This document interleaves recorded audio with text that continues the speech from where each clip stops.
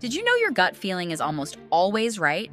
I learned this the hard way at a dorm party last weekend. My boyfriend was acting weird all night. Phone flipped down constantly, whispering with people and stopping when I walked up, taking bathroom breaks every 5 minutes. My friends kept saying I was overthinking it, but something felt off.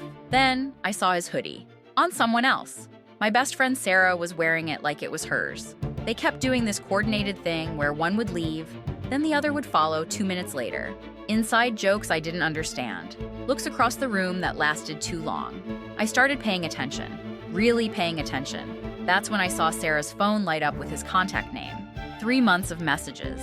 Pictures I definitely didn't take.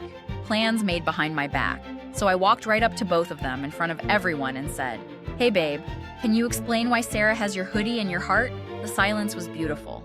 Sometimes your gut knows before your brain catches up.